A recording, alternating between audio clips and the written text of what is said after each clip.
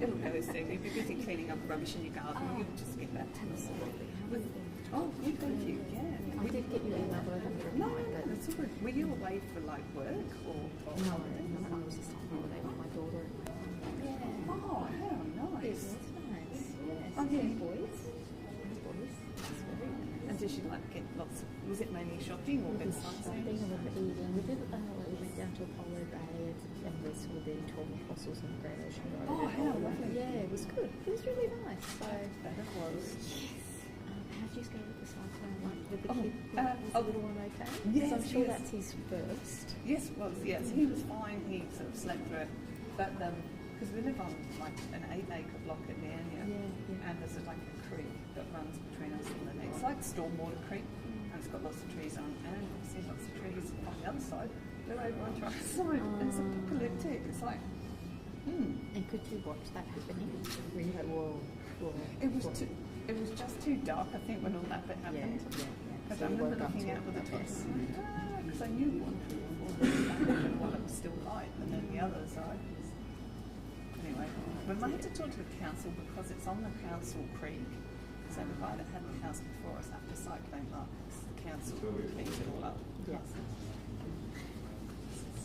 Crazy. Anyway, we'll get there. Yeah. It's hard, and it's a lot of work for cleaning. Yeah, if I just don't go down there, I don't see that bird. Should be right, mate. Yeah, well, that's okay. Yeah. I found that we had a lot of like just branches of our gums come down. Yes, yeah, we're quite good at that. Yeah. We don't have big mahogany though, so that was good. But yeah, it was just the gums. I was like, this is interesting. But, yeah, okay. I think we had 3 or 4 big ones, and then that's it. Not big branches. So that's good. It's better than the whole tree falling down. Because that's the job. The power's back. Yeah. Oh, did yours was up for it? Because I heard that ran out of water. Oh, no, we were all right. Yeah. Maybe the other side. It's funny because when all these bottles, the only water that was left was sparkling. So I've got so many bottles of sparkling. Good. Yes. Okay. Could have been worse, I suppose. Absolutely. I think so. Yeah, I know. Yeah, thank you. I should just have one of those.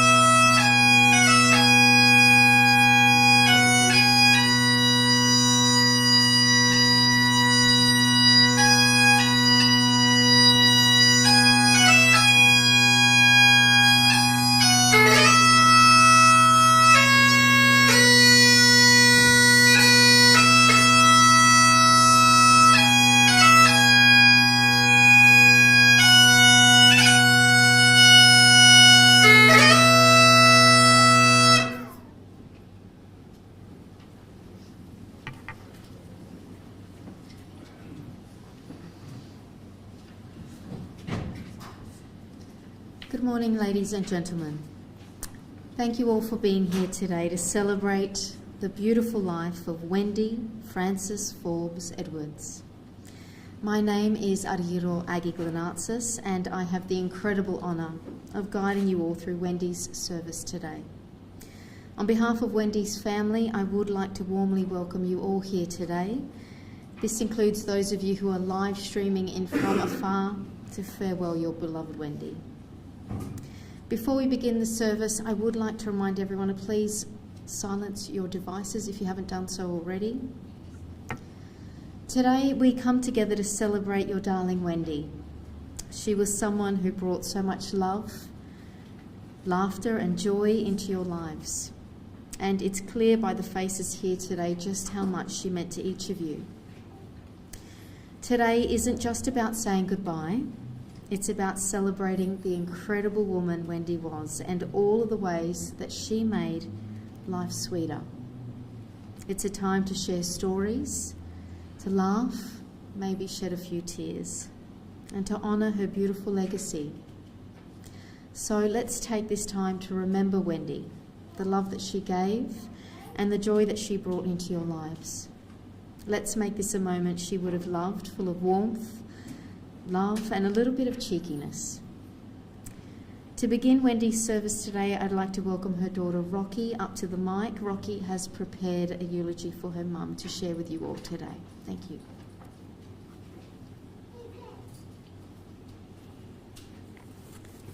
I think the bagpipes set me off a bit. Anyway, just to thank our interstate family for coming, for making the effort to be here. Mick Shepherd from WA, Sue Timmins and Jason Lomax from Tasmania, Jake Edwards from Victoria, Dylan Bell and Archie Edwards from Queensland. And just to acknowledge a brother that couldn't be here, Andrew, who's also in Tasmania.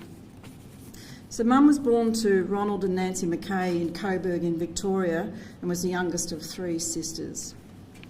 Her earliest years were spent around Melbourne, but her family would move to the west coast of Tasmania.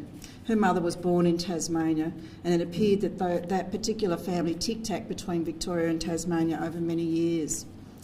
Her early life was not always an easy one. Most of her good memories of her childhood revolved around a relationship with her sisters, Dawn and Jean. They were formidable. My mother adored her sisters. Dawn, the eldest of the 3, took on more responsibilities in caring for the family than likely her own parents did. Mum shared everything with her sisters, and their bond was very strong, so much so that they had their own sisters' song, and you didn't get in the way of them. Mum reflected on that song fondly over many years. My dad was frightened of that song. Her early years were harder times, and life priorities were different to today's priorities, but her generation still had a lot of fun, and no doubt she got up to a lot of mischief.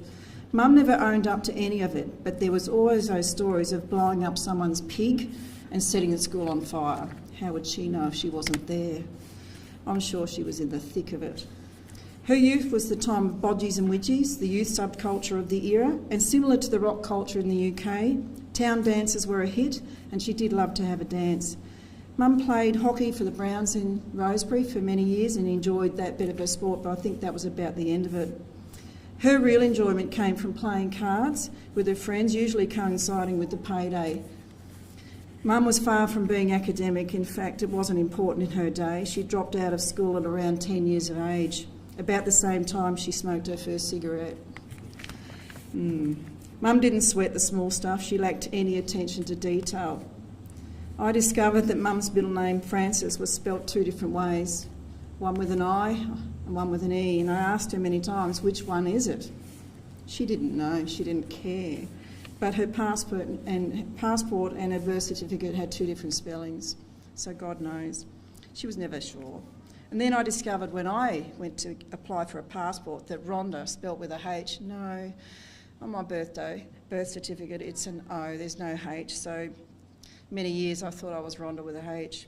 And Randall, you didn't escape this. Randall, we always thought you were spelt with an A. No, you're spelt with an E. I don't know if you know that. But that was just an example of, Mum really didn't sweat that stuff. She worried about the then and now and not that stuff.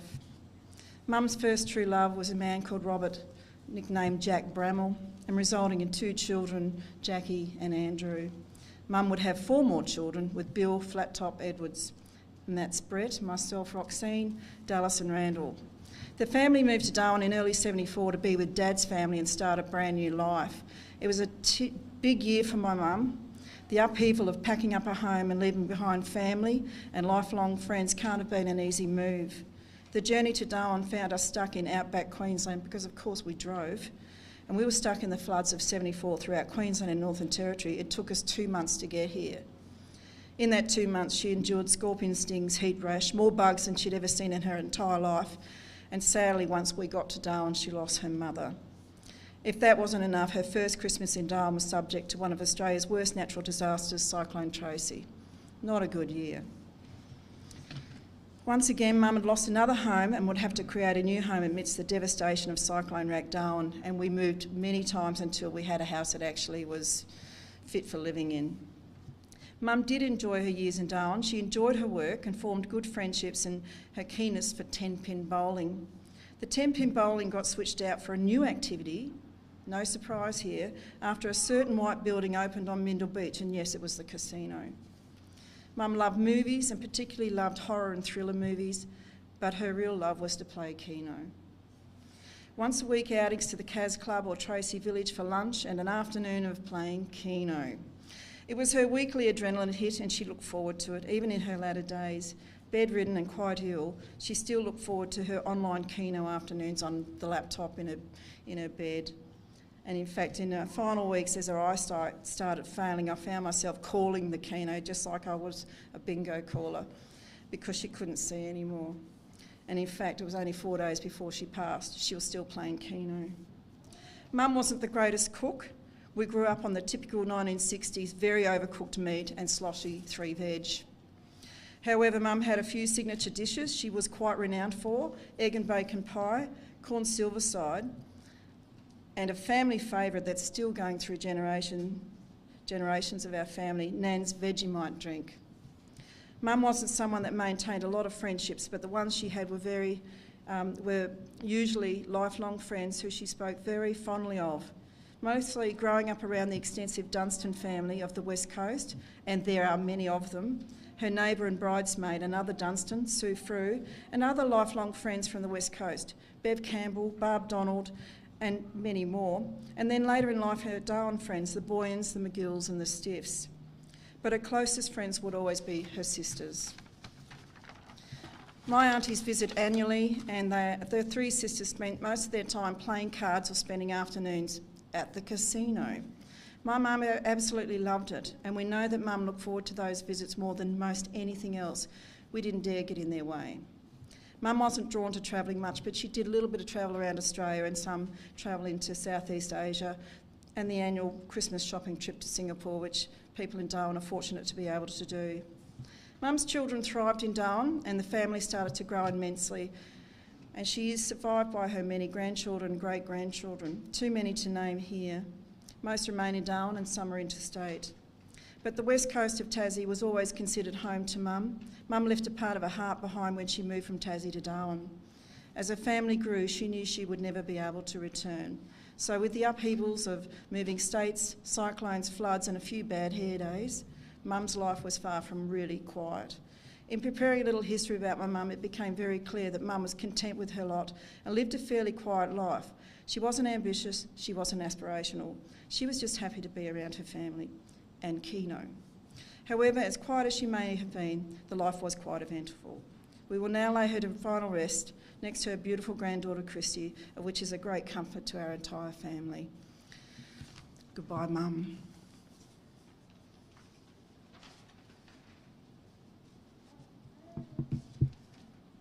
Beautiful words. Thank you, Rocky. I'd now like to introduce Sam, who is Wendy's granddaughter, up to the mic. She has a tribute she's prepared for her grandma and some tributes from people who are interstate that couldn't be here today.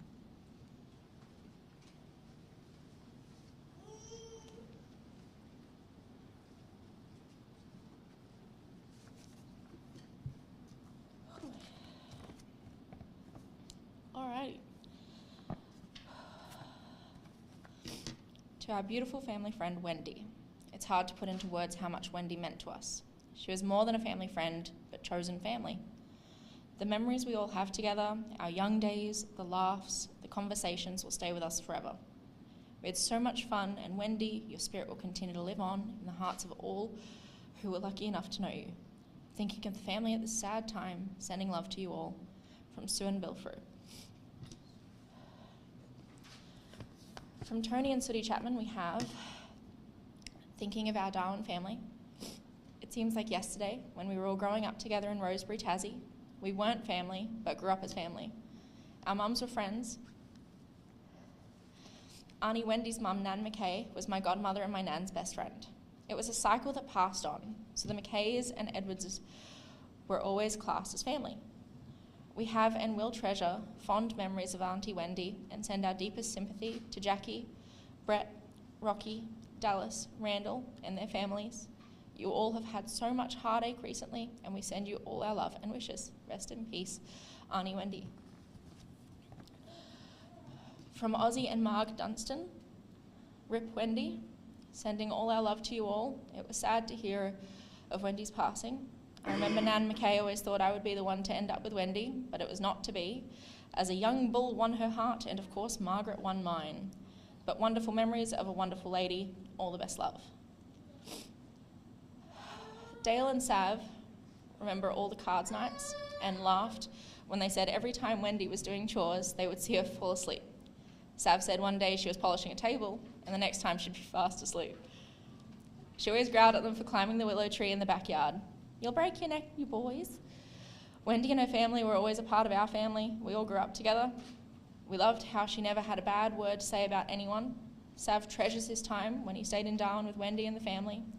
Their trips to Parawi with Bill to see Auntie Ivy and Uncle Carl, never a dull moment back then, with loving thoughts of a beautiful lady, Sav and Dale Dunstan. Oh, yeah. We have one from Auntie Sue. To my beautiful Auntie Wendy, thank you for the special memories and love over my lifetime. You are kind beyond words and will be dearly missed. Your loving niece, Sue. Okay. From Ken, Linda, and Caroline, we'll remember Auntie Wendy as a friendly and cheerful aunt. She always greeted us warmly, and we felt welcome in her company. She was a good listener, and I seem to recall she was generous with her disabled parking permit. I think some of us also got to suffer that. At Pop's bedside, she sat close and held his hand, always showing compassion and warmth. We send our love to all our Darwin cousins and family and hope she is playing her keno in the sky. Rest in peace, Auntie Wendy. This is the long one, I'm very sorry. This is from my Uncle George and Auntie Joan. My early memories of Wendy go back a long way. I was probably in my early teens when we first met. We visited Bill and Wendy in Rosebery most years and often around Christmas. She was always welcoming, though it must have been hard with an extra 4 people in the house to look after. Wendy's sisters, and probably most of the other townsfolk, knew the relatives from Darwin were down because of the amount of smoke billowing from the chimney. A load of firewood would usually last a couple of months, but not with Pop around. He hated the cold, but Wendy never complained. I have fond memories of Wendy getting a bit tiddly at a bingo game at the Marara Hotel. She was waiting for only one number to come up and she would win the jackpot. Sadly, that number had already been called earlier and she missed it. So no jackpot. It was for the $1,000, a lot of money in the 70s. The morning after Cyclone Tracy, I found 2 cigarettes in my jacket pocket. Wendy and I had one each. But both cigarettes collapsed from our wet fingers and fell into the wet floor, so no smoke. But we had a good laugh. Wendy was noted for making a lovely bacon and egg pie, and she often sent one with Bill for his meal down the mine. A very welcoming meal, and the smell of cooking was wonderful. I still recall those kitchen smells. Wendy took most things in her stride. Her pride and joy were her children and her grandchildren. She is out of pain now. Rest in peace, Wendy. This is from me. My Nan and I once hit a woman with a wheelchair on purpose. Nan's favourite shop clerk was being harassed by a lady and Nan was so upset. She was so angry about it. She was so mean. And she just whispered to me and told me, just hit her with the wheelchair. And so we did. We were a terrible combo. We were chaotic in a good way, I swear. And we always laughed so hard. From upsetting politicians to road raging together at cars that pulled out too fast. So sorry.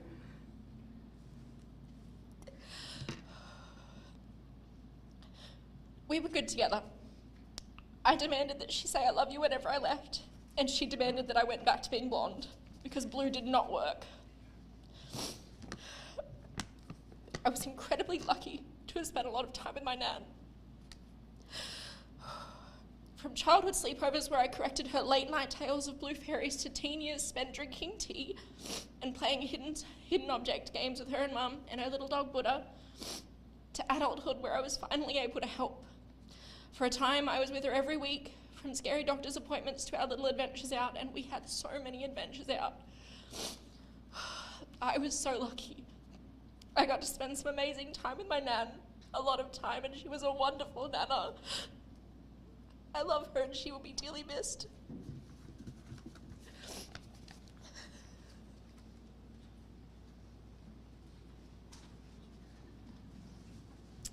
Thank you, Sam. That would have been very difficult. Okay, ladies and gentlemen, at this time, Wendy's family would love to open the floor to a couple of speakers who would like to share some beautiful words or memories about Wendy. If anybody would like to come up to the mic, this is your opportunity.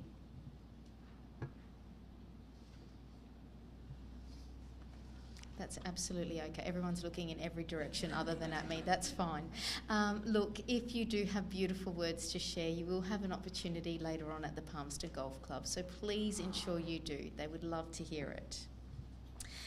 Now, ladies and gentlemen, it's time for what I'd like to call Wendy's greatest hits. Her family have put together a collection of photos that capture Wendy's life. It's a chance to reflect on Wendy's life through some of the moments that mattered and meant the most. This is her story, told through the smiles she shared and the lives that she touched. So please take a moment, sit back, watch and reflect on the beautiful life and the legacy she leaves behind.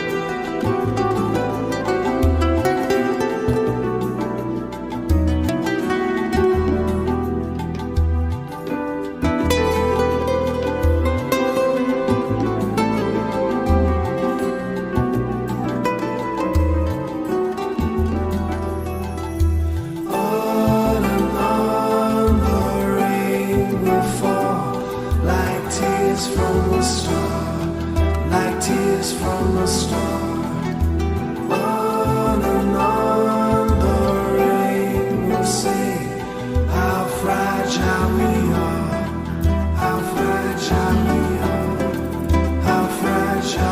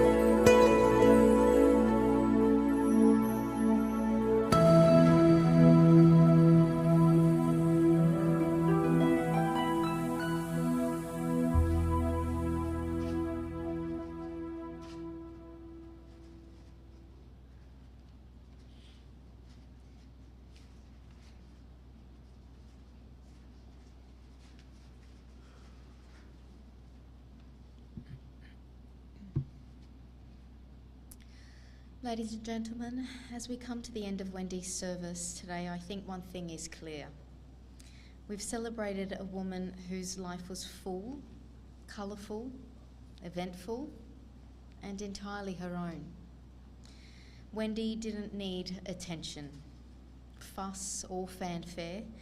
She found her happiness in the simple things, like a game or two, perhaps three, I'm told, of online Keno, or watching a great film on the couch in peace. She was a woman who took life as it came and never got caught up in the small stuff. She managed to face every twist and turn with a quiet sort of strength. Wendy's story wasn't always an easy one, but through it all she kept going. She built homes, rebuilt them when she had to, and she raised her beautiful family and loved her people in her only way that she knew how. Consistently, simply, and wholeheartedly. And of all the things Wendy treasured, nothing meant more to her than her family. She may not have been loud about it, but every card game played, every visit, every familiar routine, that was her love language. One of the most beautiful threads of Wendy's life was the bond that she shared with her sisters. That sisterhood full of laughter, cards on the table, mischief, and memories stayed with her right till the very end. It's incredibly fitting to remember that today, a life shaped not by material things, but by love, loyalty, and connection. These final years weren't the easiest for Wendy, but the way her family rallied around her, the patience, the care, the gentle routines, the small joys like calling out her Keno numbers. That is love in its purest form. And Wendy would be so incredibly proud of all of that. Today we say goodbye, but her legacy, her humour, her strength, and her endless love for her family continues on in each of you.